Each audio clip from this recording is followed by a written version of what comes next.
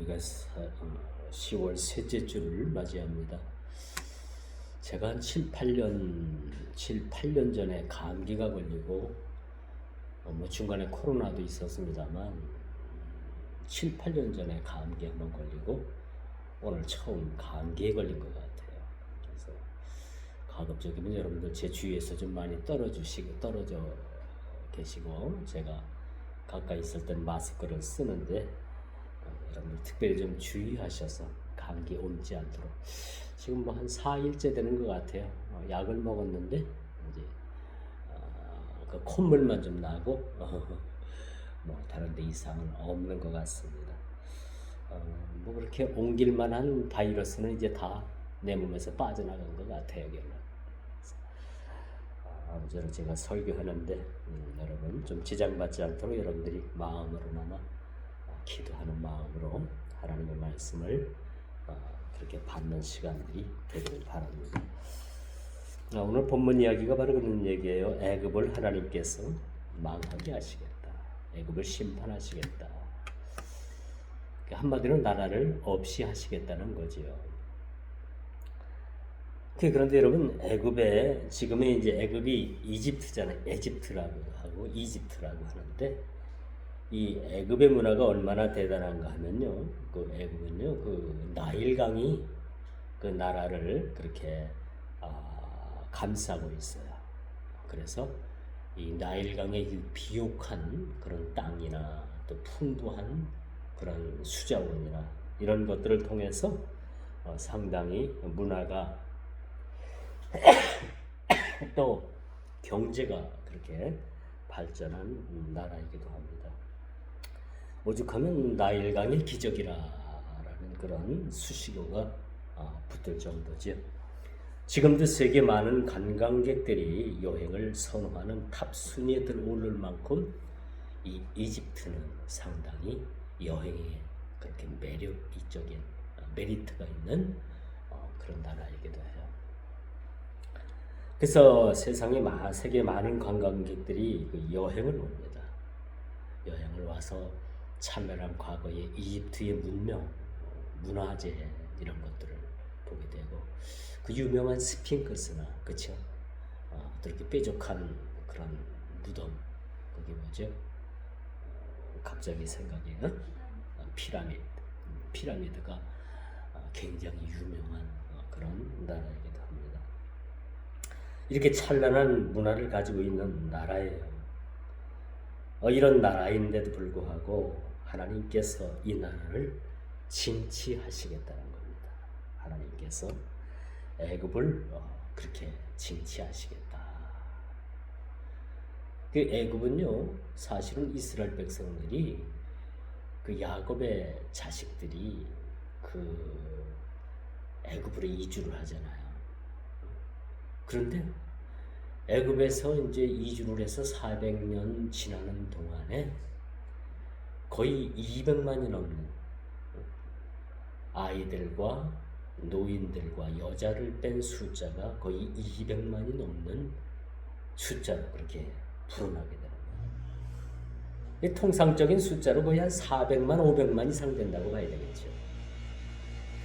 야곱의 가족, 자식들만 이주했던 그러한 곳이 애굽이었는데, 그곳에서 하나님께서 이스라엘을 한 국가로 만들기까지 그렇게 하나님께서는 이스라엘을 한 국가로 그렇게 세우는 그런 엄청난 숫자를 애굽에서 그렇게 만들어 주셨다는 거죠.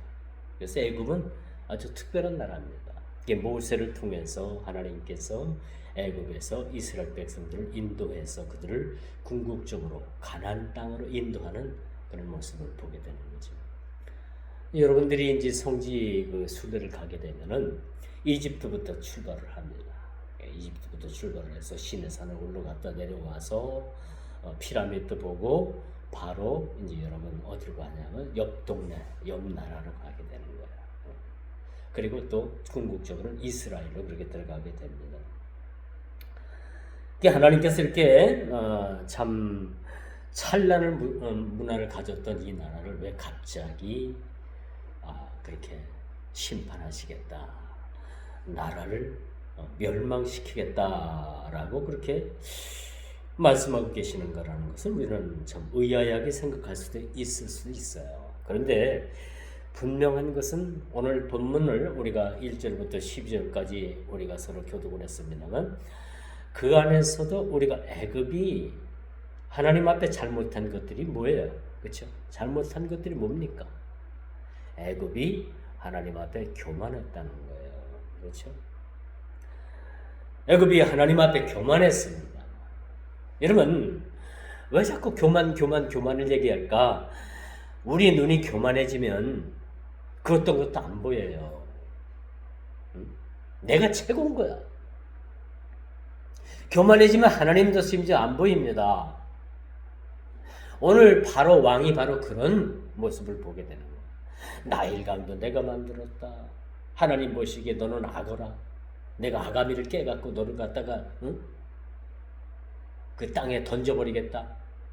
그런 말씀이 나오잖아요. 그걸 보면 애굽이 얼마나 하나님 앞에 교만했던가라는 것을 우리가 보게 되는 거죠.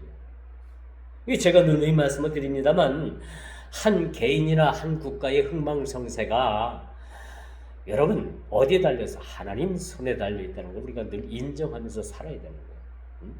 지금 우리가 잘 사는 것 같고 뭐 이쯤 하면은 뭐 이쯤 하면 됐어 그렇게 생각하도요. 하나님께서 한번 훅 하고 불면 다 먼지까지 날아가는 게 우리 인생입니다. 우리 인생입니다. 여러분 노후 준비하시죠?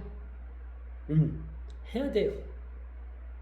근데 노후 준비도 우리가 그리스도 안에서 하나님께서 원하시는 그런 노후 준비가 돼야 되는데 그야말로 내가 사람 생각으로 뭐 여러분 뭐 세상 어떤 경험으로다가 노후 준비하면은 오늘 갑자기 하나님께서 큰 일을 터쳐가지고 한번 바람을 후 불면 우리 노후가 다 날아갈 수도 있어요. 그렇기 때문에 우리 노후는 하나님께 기도하면서 하나님 요즘 그 의학이 발달을 해서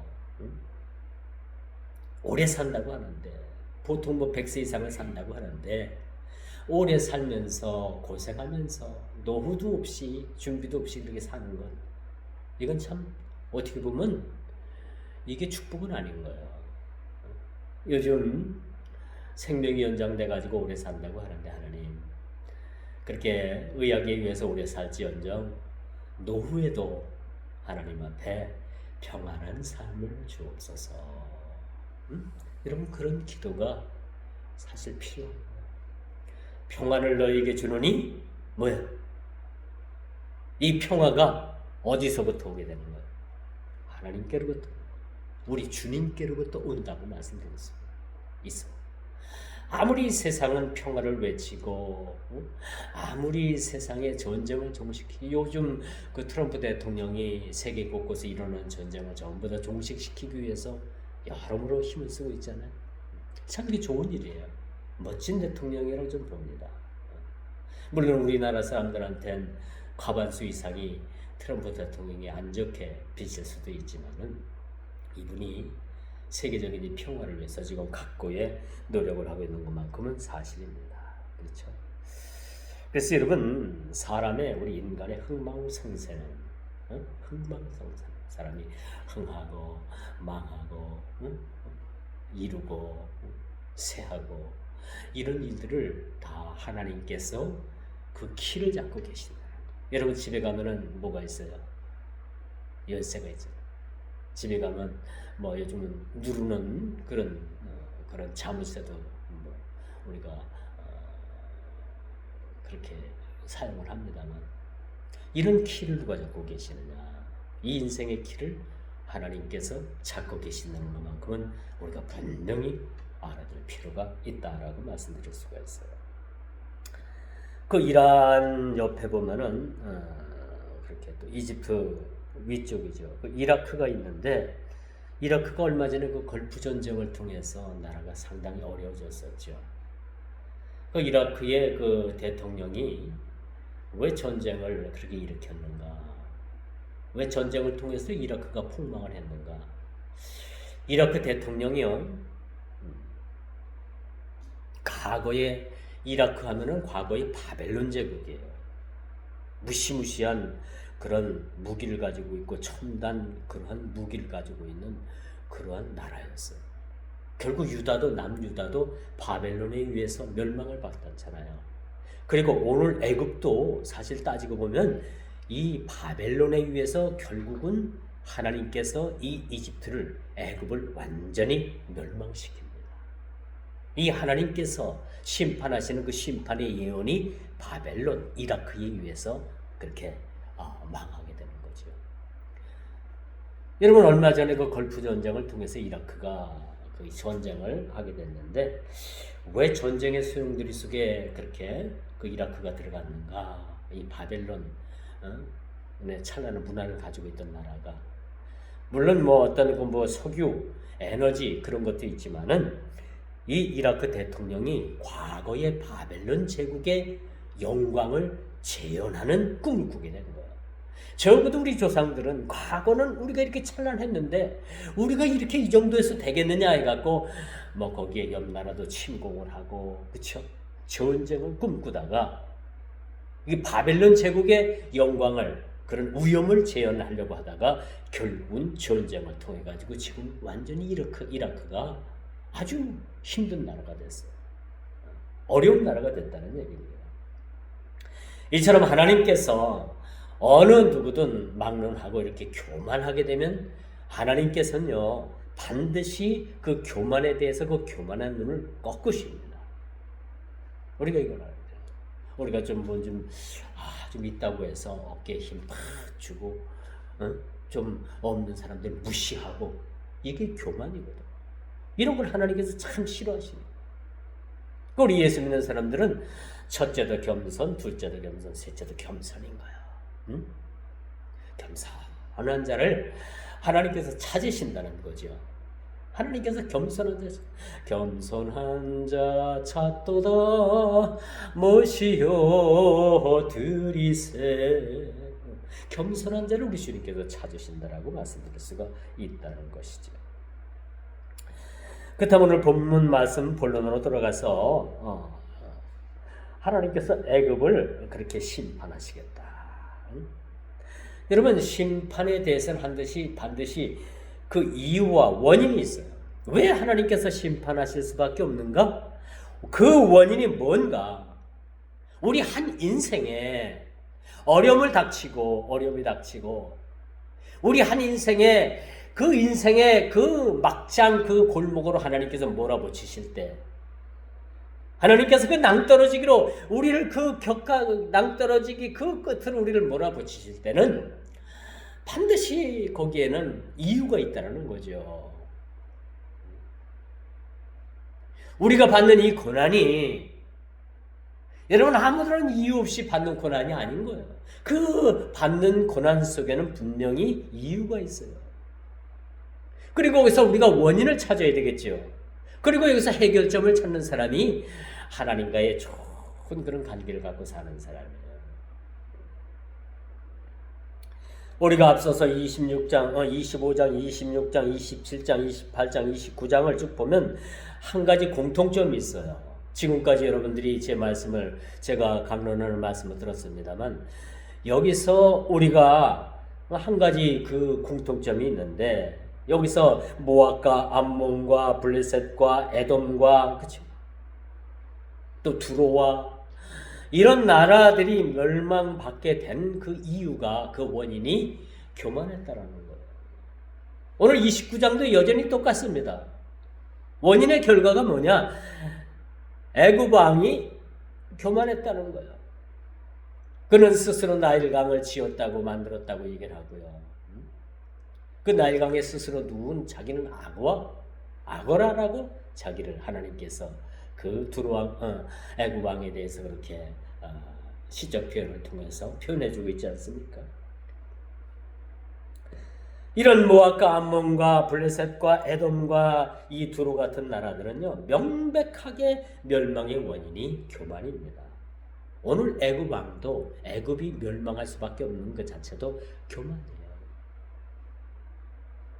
교만이 또한 뭔가 하나님을 인정하지 않고 교만이 뭐냐면 내 뜻대로 한번 살아볼 수 있다라는 그러한 마음 자체가 교만입니다. 자, 이제는 하나님 없이도 살아볼 수가 있어. 이게 바로 교만인 거죠. 여기서 끝나면 되는데 여기서 끝나지 않고 이제는 하나님을 인정하지 않고 하나님을 대적하는 자리까지 나갑니다. 이 자기 스스로가 교만에 빠진 결과라고 말씀드릴 수가 있어요. 자, 하나님께서는 이 타락한 인간을 참 고치시려고 굉장히 하나님께서는 노력을 하십니다. 이런 표현 쓰면 좀 그렇습니다만 우리 사람의 말을 빌리자면 우리 죄인 된 우리를 하나님께서 새롭게 만들어 쓰시려고 엄청나게 심혈을 기울이셔요. 수단과 방법을 가리지 않으셨는데 그 수단과 방법을 가리지 않은 그 일이 뭐냐 하면은 독생하신 예수님, 하나밖에 없는 예수 그리스도, 그 아들 예수님을 이 땅에 보내주시게 주셔서 십자가에 못 박아 죽으시기까지 하시기 위해서 우리를 죄에서 우리를 구속하고 죄에서 우리를 건져주시기 위해서 이런 작업을 위해서 하나님께서 굉장히 엄청난 그런 방법을 사용하셨다라고 말씀드릴 수가 있어요. 지금 대한민국이 경제 위기라고 하죠. 경제 위기라고 합니다. 환율이 막 그냥 하늘 치솟듯이 막 치솟아요. 지금 보면은 그 달러가 보니까 제가 농협에 잠깐 들릴 일이 있어서 가봤더니 사는데 1,500 얼마고 파는데 1,400 얼마야. 얼마까지만 해도 1,300원대, 1,280원대 그 정도에 머물렀는데 지금 환율이 굉장히 높아졌어요. 환율이 높다라는 것은 IMF를 우리가 염두해야 된다라는 그런 생각을 가져봅니다. 근데 경제 위기와 더불어서 체제 위기를 우리는 맞고 있어요. 체제 위기. 참 이 체제 위기 속에서 우리가 살아갑니다. 이런 상황까지 놓이게 된 원인이 분명히 있을 거예요. 그렇죠? 왜 우리나라가 이렇게 이처럼 어려움을 겪는 그러한 상황에 몰려가고 있는가? 라는 것을 우리가 참 직시해야 될 필요가 있고요. 이때를 위해서 우리 그리스도인들을 좀 세워주신 것이 아닌가. 이를 위해서 우리가 기도해야 되는 겁니다. 그렇죠? 언론들은 침묵을 합니다. 경제 위기라고 안 해요. 언론들은요 일제히 이런 말 하지 않습니다. 보도조차도 하지 않아요. 심지어는 교회조차도 지금 침묵합니다. 이런 위기 속에서 우리 교회들이 일어나서 이 위기를 타개할 수 있는 그러한 기도를 연다든지 세미나를 연다든지 이런 움직임조차 그렇게 일어나지 않고 있다. 이 얼마 전에 우리가 다니엘 기도를 해마다 하잖아요. 다니엘 기도를 하는 그 주체 오련교회에서 주일날 어느 장로가 주일날 대표 기도를 하는데 이게 문제가 됐어요. 제가 뭐 이 강단에서 말씀을 드리지 않습니다만 궁금하면 유튜브 한번 검색해서 오련교회 장로 대표 기도 하면 그 키워드를 넣게 되면 바로 영상이 떠요. 이것 때문에 지금 많은 곳에서 염려를 하고 또 항의를 하고 다니엘 기도를 보이콧하겠다라는 이야기까지 나옵니다. 올해는 제가 신청도 안 했는데 저 뒤에 다니엘 기도에 그 팜플렛이 왔어요. 제가 뜯어보지도 않았습니다. 이런 상황이 지금 이렇게 가고 돌아가고 있습니다. 여러분 이뿐이겠어요? 여러분 캄보디아라는 나라, 우리나라 젊은이들이 그 직장 또 돈을 많이 준다라는 꼬임에 빠져서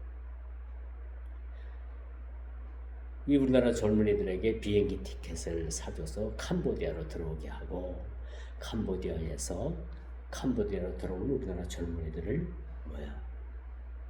납치를 해서 보이스피싱에 유용을 그렇게 그 사람들을 이용을 하고 결국은 이 한국의 이 부모님들이 있는 이 한국에 협박을 해갖고 돈을 뜯어내고 결국은 이 젊은이들을 돌려주지도 않고 나중에는 장기 적출하는 곳으로 보내서 장기 적출을 합니다. 무섭지. 여기에는 캄보디아 정부도 관련이 돼 있다고 하고요. 중국도 관련이 돼 있다고 하고 그 중국의 조선족들도 관련이 돼 있다고 합니다. 여기서 또 한국에서 모집책들이 또 있대요. 여기서 협조하는 모집책들이 있어가지고 이 사람들을 통해서 모집을 해서 캄보디아로 많이 보냈다.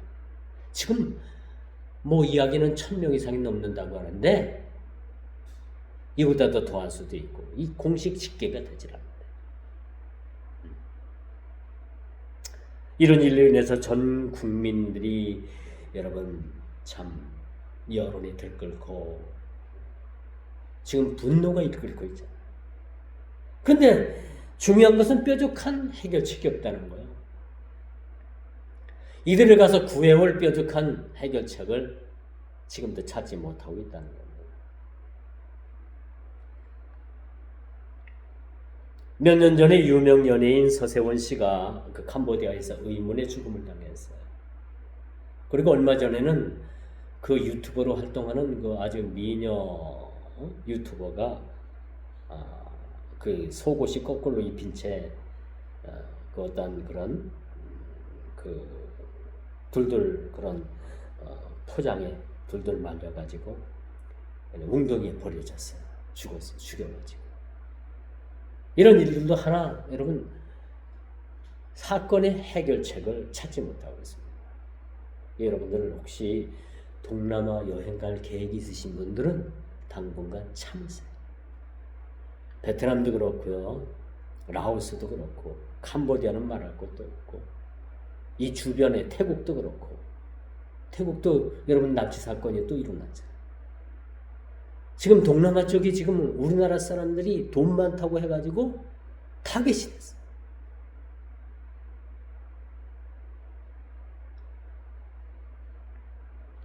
전 이런 모습을 보면서 하나님을 떠난 인간의 모습이 얼마나 비참한가.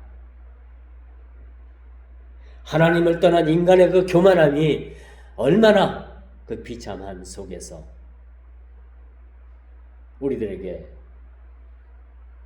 그렇게 비춰지고 있는가라는 것을 보게 되는 겁니다. 애굽에 대한 하나님의 심판도 하나님께서 하루 이틀 지켜보고 애굽을 심판하시겠다고 하시진 않은 것 같아요.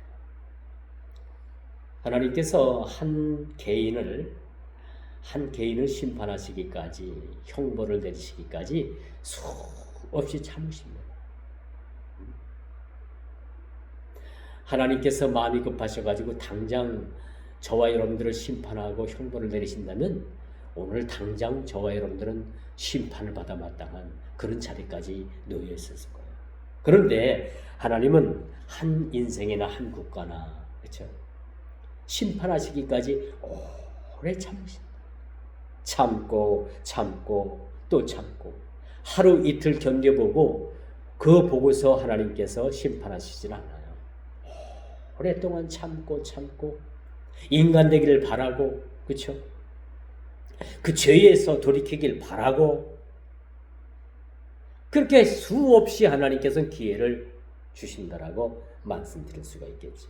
그래서 하나님은 오래 참으시는 그런 하나님이시다라는 것을 우리가 보게 돼요.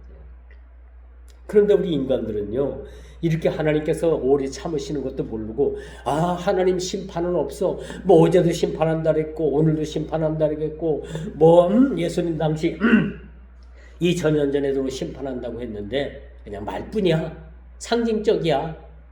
그냥 우리를 겁주려고 하시는 거야. 아니에요. 그게 아니에요. 이런 막말을 쏟아내는 사람들, 여러분 가까이 하면 안 돼요. 그들은 심지어는 뭐예요? 하나님은 없다까지 나가요. 뭐 하나님이 어디 있어? 하나님이 있으면 좀 보여줘봐. 하나님을 보여주면 내가 믿을게.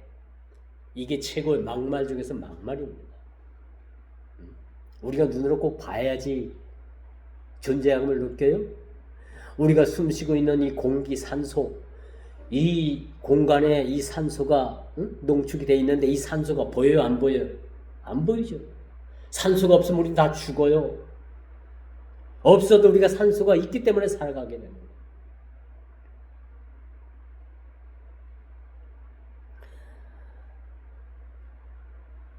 여러분의 어머니가 진짜 여러분의 어머니라는 것은 여러분들이 어떻게 믿어요?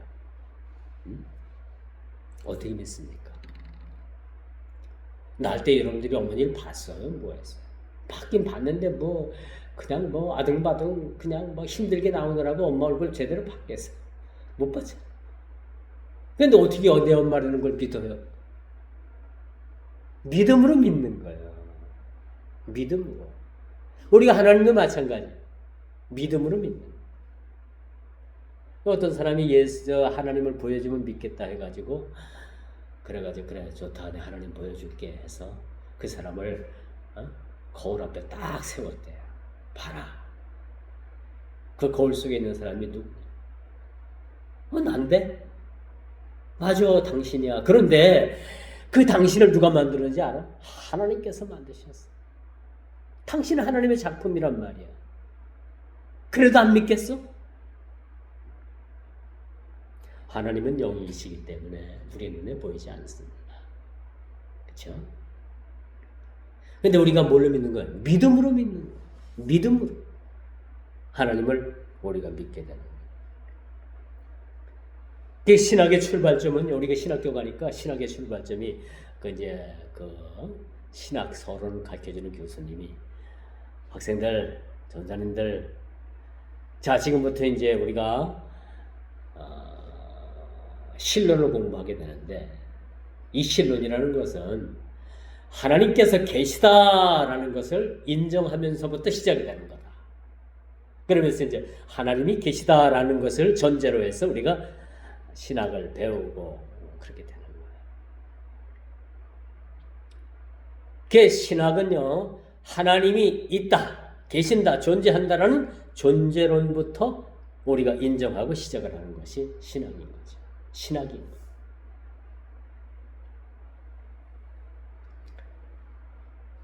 그러므로 우리가 하나님의 심판을 가볍게 여기서는 안 됩니다. 지금 우리들의 현실이 도저히 하나님께서 그 심판을 계획을 물리지 못할 정도 상황은 아닌지, 하나님께서 우리를 보실 때 도저히 하나님께서 우리를 심판하실 일을 그 계획을 물릴 만한 상황은 아닌지, 그 심판이 우리에게 다가오는지 우리 스스로를 우리는 돌아보는 것이라고 말씀드릴 수가 있어요. 신앙은요, 우리 자신을 돌아보는 거예요. 내가 하나님과의 관계가 어떤 관계에 놓여 있는가? 내가 지금 하나님과의 관계에 정상적인 관계를 가지고 있는가? 부모와 자식 간에도 어긋난 일이 있고 서로 엇나가면 뭐예요? 불편해요. 그렇죠? 한 가정도 그렇지만 그렇거니와 우리 하나님과의 관계도 마찬가지인 거죠. 뭔가가 엇박자가 나면, 언밸런스가 나게 되면 그때부터는 뭐예요? 신앙이 어그러지게 되는 거죠. 그래서 우리를 돌아보고 하나님과의 관계, 우리가 늘 점검할 필요가 있다라고 말씀드릴 수가 있어요. 그러면서 멸망의 하루와 이틀 우리에게 다가오는데, 멸망의 시간대가 다가오는데, 마지막 때 말세하고도 말세 지말을 우리가 사는 우리가 어떤 경각심을 가져야 되느냐? 마태복음 24장 15절에서 16절을 보니까 멸망에 가증한 것들이 거룩한 곳에 선 것을 보거든 너희는 때가 이른 줄을 알라. 멸망에 가증한 것들이 거룩한 곳에 선 것을 여러분 우리가 느낍니까? 느끼지 않습니까? 요즘 시대를 보면서 더욱더 저는 피부로 느껴져요. 이 멸망에 가증한 것들이 거룩한 곳에 선 것을 보거든 너희는 때가 이른 줄을 알라. 우리가 시대를 직시하고 이런 시대를 우리가 영적인 안목을 가지고 바라볼 수 있는 그런 안목이 우리에게 사실 필요하다라고 말씀드릴 수가 있어요. 10절을 보니까 여러분 하나님께서 어떻게 또 애굽을 멸망시키겠느냐.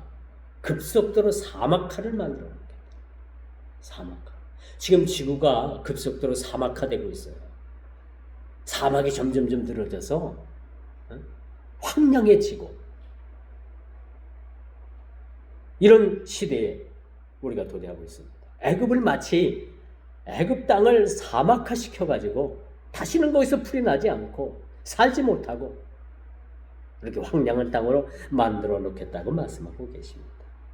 이는 항폐와 더불어서 폐허가 된다라는 그런 말씀이죠. 역사적 사건을 볼 때 애굽은요 바벨론에 의해서 그렇게 멸망을 당하지만은 여러분 지금 지구 세계가 점점점 사막화되고 가고 있습니다. 점점점 여러분 쓸모없는 땅으로 변해가고 있는 것이 마지막 때에 이렇게 보여지는 하나의 현상이기도 한다라고 말씀드릴 수가 있겠죠. 자, 이제 마지막으로 악어로 비유되는 바로 왕. 우리가 한번 생각해 봐요. 악어. 악어라는 여러분 이 뭐야?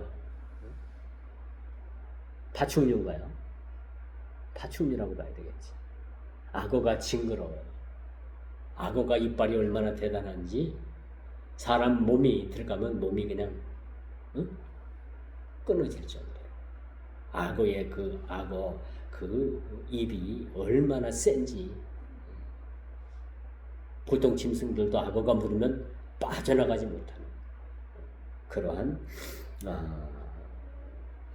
파충류라고 우리가 볼 수가 있겠지.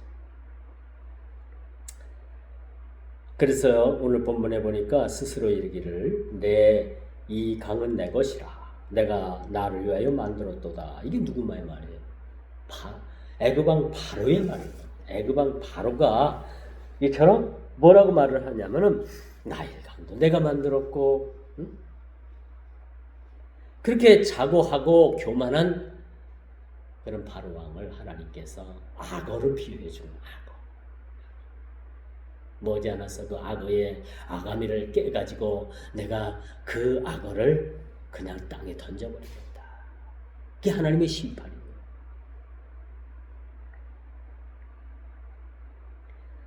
이집트 순례 중에 나일강 크루즈를 타고 순례하는 코스가 있어요. 배를 착 타고 크루즈 배를 타고서 나일강을 저 남쪽부터 시작해서 북쪽까지 쭉 타고 올라가면서 곳곳마다 내려가지고 그 이집트의 과거에 찬란했던 문화를 그렇게 즐기는 거예요. 이런 여행 코스도 있습니다. 그래서 이처럼 나일강은 바로 왕이 자초하기로 스스로 이르기를 이 강은 내 것이라. 어떻게 나일강이 바로 왕 거예요? 하나님께서 사용하도록 그렇게 만들어 주신 거지 나일강을 바로 왕 거라고 하나님께서 하시지 않았어요. 그렇죠? 이게 대단히 착각하는 겁니다. 이뿐인 것이 우리도 마찬가지예요. 주님 것을 내 것이라고 그렇게 우길 때가 많이 있잖아요. 심지어는 나의 생명도 내 것이라. 아니요. 나의 생명도 언제 거둬가실지 모르지만은 나의 생명도 내 것이 아니라 주님 거예요. 맞아요? 맞으면 아멘 하세요. 왜 아멘 안 해? 그냥 이렇게 하면 끝나. 내 거도 내 거 가진 게 뭐가 있겠어? 다 주님 거지. 그렇게 생각하면 세상이 복잡하지 않아요. 그럼 편해지는 거. 바로 왕이 어땠습니까? 나일강이 자기 거래요. 근데 하나님께서 웃기지 마라. 그 나일강은 누가 만들었느냐? 그 내가 만든 거다. 근데 왜 네 거라고 하느냐? 바로 3절에 그런 얘기가 나오잖아요. 바로 왕이 나를 위해서 만들었도다. 아니에요. 모두를 위해서 만든 거지 나일강을 어떻게 바로 왕을 위해서 만들었습니까? 그리고 그것이 바로 왕께 아니라 하나님 거라는 거예요. 하나님께서 만드신 거지 나일강. 그러므로 세상은 내 것이 어디 있겠습니까? 내 것이 어디 있겠습니까? 주님 앞에 설 때 되면 다 부질없는 거예요. 예전에 그 유교 장례 문화를 보면 그 시신 옆에다가 그 주머니 하나 달아가지고 거기다가 동전도 넣어주고 지폐도 넣어주고 그렇죠? 황천길 갈 때 노자돈으로 쓰자고 노잣돈 그렇게 놓아주잖아요. 근데 우리 그리스도인들은 그럴 필요 없어요. 그건 유교 문화, 유교식이기 때문에 우리 기독교식은 절대 그렇게 하면 안 돼. 노잣돈 없이도 가는 것이 천국입니다. 하나님 앞에. 그렇죠? 그렇기 때문에 세상에 내 것이 어디 있을까? 내 것이 어디 있을까? 없어요. 3절에 보면 나를 위하여 만들었도다. 그는 스스로가 자처하기를 이 강은 내 것이라. 내가 나를 위해서 만들었다. 이거 얼마나 교만한 일입니까? 하나님께서 보시기에 아이고 얘야 그건 내가 만들었고 너 나일강에서 그렇게 즐기고 악어의 모습으로 비유되는 그런 바로 왕을 내가 그 악어 된 너를 아가미를 깨가지고 내가 너를 그냥 땅에 황량한 땅에 던져버리겠다라고 그렇게 말씀합니다.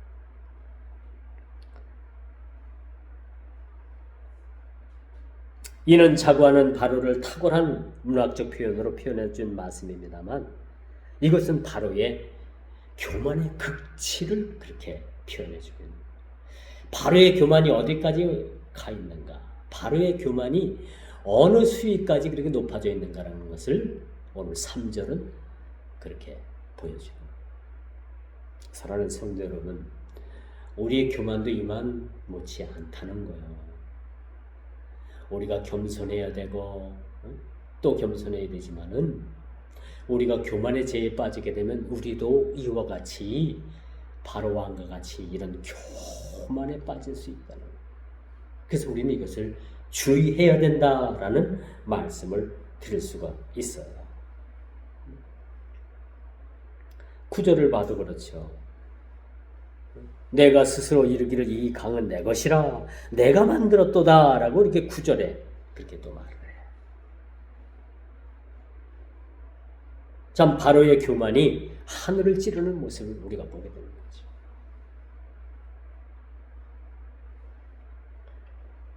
그래서 하나님께서는 애굽 땅 막들에서부터 수엔의 곧 구수 지경까지 항무한 항무지가 되게 하겠다. 사막이 되게 하겠다.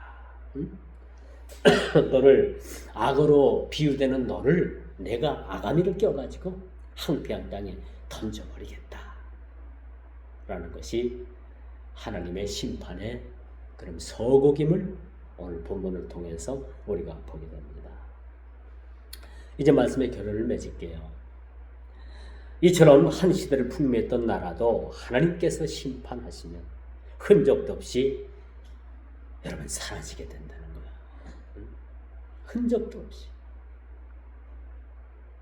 한 줌의 흙의 가치도 되지 않는 이걸 인간의 교만을, 이 교만을 하나님 앞에서 반드시 하나님은 심판하신다라는 사실을 우리는 이런 사실을 겸허히 받아들여야 될 필요가 있다. 그래서 하나님의 심판은 생각하는 그 이상보다도 훨씬 더 무겁고 훨씬 더 여러분 강력하고 훨씬 더 하나님의 그 교만에 대한 심판은 여러분 상상을 초월한다 라고 말씀드릴 수가 있어요.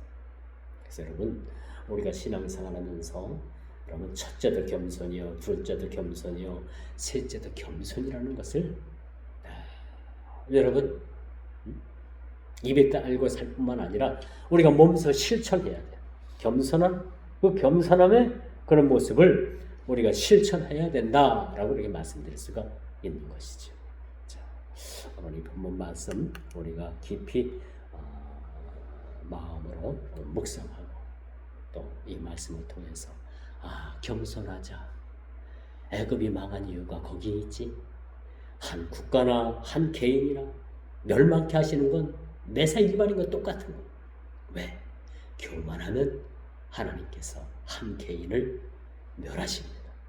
이 뜻을 여러분들이 깊이 새기는 저와 여러분 모두가 다 되기를 주님의 이름으로 축원드리면서 말씀을 맺도록 하겠습니다. 기도합니다.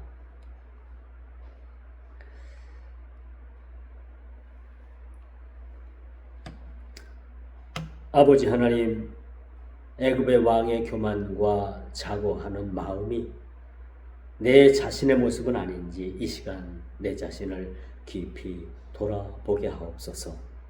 하나님 앞에 내 자신을 돌아보고 교만의 죄에서 자고하는 마음을 제하여 주시고 항상 겸손과 순종의 자세를 잃지 아니하도록 아버지 하나님 도와주시옵소서. 예수님의 이름으로 간절히 기도드리옵나이다. 아멘.